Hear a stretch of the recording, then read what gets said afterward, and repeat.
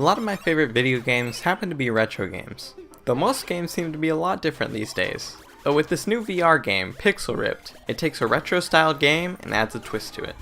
Pixel Ripped 1989 starts off inside of a brand new video game released on the Gear Kid, which is basically a combination of the Game Boy and Sega Game Gear. The game has Dot relaxing in a room until all of a sudden a villain named Cyblin Lord wreaks havoc upon the city.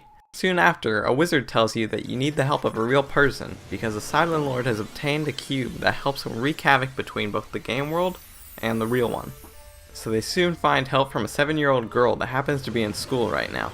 From then on out, you control the girl playing Pixel Ripped on her Gear Kid, trying to beat each level of the game to get to the final boss. But it's not as easy as it seems, as while you're playing the game, you'll need to create distractions in the school to distract a very unfriendly teacher. You can distract the teacher by shooting spitballs at objects around the room.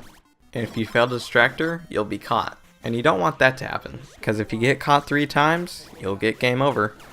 The game itself is a blast, with each of the 4 levels introducing new mechanics to keep it interesting. And sometimes the retro world even mixes with the real world and changes the gameplay completely. This game kept on surprising me throughout the entire game, and it never felt boring in the slightest. And the Gear Kid game is old school platforming goodness. It's mostly a Mega Man styled platformer, with a lot of challenging moments in the game. You won't be able to just breeze through it. Some of the parts are really going to take precise movements and jumps to beat.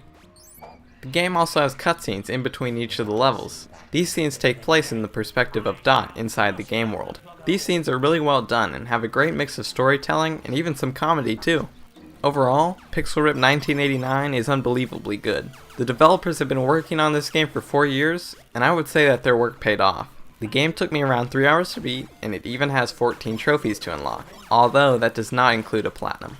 I really tried to find problems with the game, but I cannot think of any. It's one of the best VR games I've ever played, and I highly recommend it.